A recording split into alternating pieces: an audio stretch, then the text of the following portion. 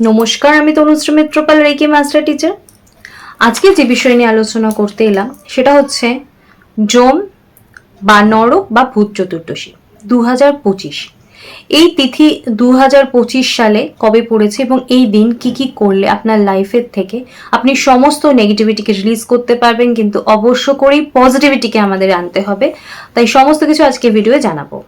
2025 সালের এই কার্তিক মাসের কৃষ্ণপক্ষে যে চতুর্দশী তিথি সেটা পড়েছে হচ্ছে 19 অক্টোবর 2025 রবিবার 1:52 PM থেকে 20 অক্টোবর মানে 20 অক্টোবর সোমবার 3:55 PM অবধি।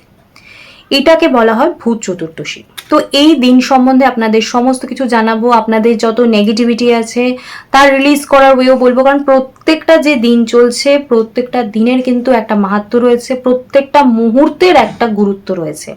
তাই সেই জিনিসগুলোকে বুঝতে হবে এবং কি কি করলে আপনি ভালো থাকতে পারবেন। কারণ ভালো থাকবো কিভাবে সেই প্রশ্ন কিন্তু প্রচুর আসছে, প্রচুর ফোন আসছে, আর আমি কিন্তু ভালো থাকার জন্যই কিন্তু প্রচুর ভিডিও আপনাদের কাছে নিয়ে আসছি। তাই অবশ্য করেই পুরো ভিডিওটা দেখবেন। তো প্রথমে বলবো, আপনারা প্রদীপ যেটা আপনারা জ্বালাবেন সেটা কোন কোন দিকে জ্বালাবেন।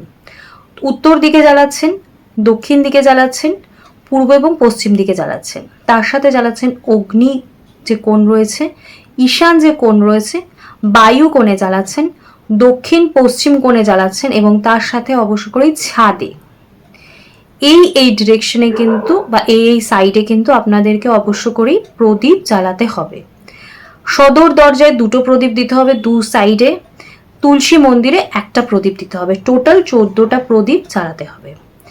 এবার 19 অক্টোবর 2025 5:18 PM থেকে 6:45 PM এর মধ্যে আপনাকে প্রদীপ জ্বালানোর কাজটা কমপ্লিট করতে হবে।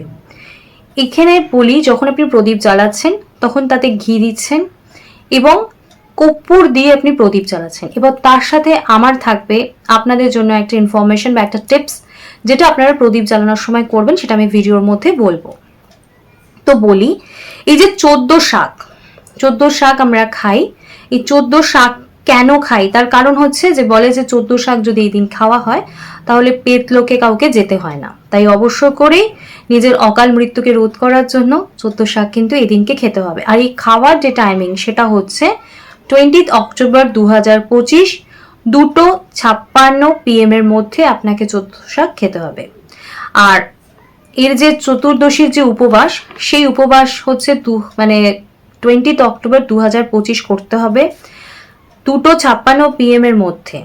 আর এই যে 14 শাক, এই 14 শাকের মধ্যে কি কি শাক থাকে সেটা বলে দিই। 14 শাকের নাম আমি বলবো, সেটা হচ্ছে ওল, কেউ, বেথো, সর্ষে, কালোকাসুন্দে, জয়ন্তী, নিম, সাঞ্চে, হিলঞ্চ, পলতা, গুলফা, গুলঞ্চ, ভাটপাতা ও শুশুনি। এই শাকগুলো দিয়ে কিন্তু 14 শাক তৈরি হয়। এবার বলবো যে আপনি 14 শাক খাচ্ছেন তার টাইমিং অনুযায়ী মেনটেন করে খাবেন। আর এই যে আপনি প্রদীপ জ্বালছেন ভূত চতুর্দশীতে, আপনার যাতে পিতৃপুরুষের উদ্দেশ্যে আপনি প্রদীপ জ্বালছেন, যাতে আপনার লাইফের যত নেগেটিভিটি যা চলছে, কিসের জন্য চলছে কি চলছে কিছুই বুঝতে পারছেন না, কিন্তু সমস্ত নেগেটিভিটিকে রিলিজ করবেন। তার সাথে সাথে আমি আপনাদেরকে বলবো, আপনি যখন প্রদীপটা জ্বালাচ্ছেন, যেহেতু আপনি সমস্ত কিছুকে নেগেটিভ জিনিসকে রিলিজ করতে চাইছেন, পজিটিভ জিনিসকে অবশ্য করেই আগে নেগেটিভিটিকে না সরালে তো পজিটিভিটি আসবে না।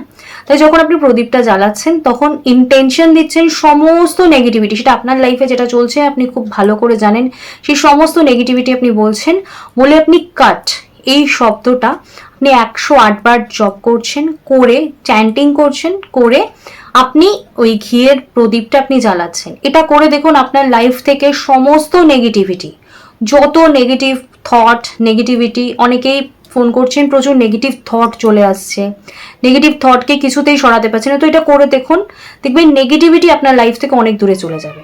এই ছোট জিনিসগুলো অ্যাপ্লাই করুন, দেখবেন ভালো থাকবেন। আর প্রত্যেককে বলবো, যারা আমার চ্যানেলে আমার ভিডিও দেখছেন তারা আমার চ্যানেলটাকে সাবস্ক্রাইব করে নেবেন, কারণ আমি কিন্তু আপনাদের জন্য প্রচুর ইনফরমেশন নিয়ে আসি। আর আপনাদের বন্ধু বান্ধব আত্মীয় স্বজন সবার কাছে আমার ভিডিওটা শেয়ার করবেন, আর ভালো লাগলে কমেন্টস করবেন, লাইক করবেন, পাশে থাকবেন।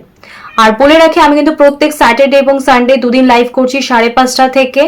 তো আপনারা পরপর 5:30, 5:35, 40-এর মধ্যে জয়েন করে যাবেন। আমি কিন্তু আপনাদের রিকোয়েস্টে ফ্রিতে হিলিং করছি আপনাদের প্রত্যেকের সমস্যার সমাধানের জন্য। তো আপনারা 5:30, 5:40-এর মধ্যে যদি জয়েন করে যান, আমি আপনাদের প্রত্যেকের নাম নিয়ে আপনাদের সমস্যা শুনে আমি হিলিং স্টার্ট করব। হিলিং স্টার্ট হয়ে যাওয়ার পর যদি কেউ জয়েন করেন, আমি কিন্তু তখন তাকে হিলিং করতে পারবো না, তার কারণ হিলিং ব্রেক করে মাঝখানে হিলিং করা আবার সম্ভব নয়। তাই আপনারা চেষ্টা করবেন 5:5:30 থেকে 5:40-এর মধ্যে জয়েন করে যেতে, এবং যে ফ্রি হিলিংটা আপনাদের রিকোয়েস্টে আমি স্টার্ট করেছি সেই হিলিং এর যে বেনিফিটসটা সব অবশ্য করে নিতে।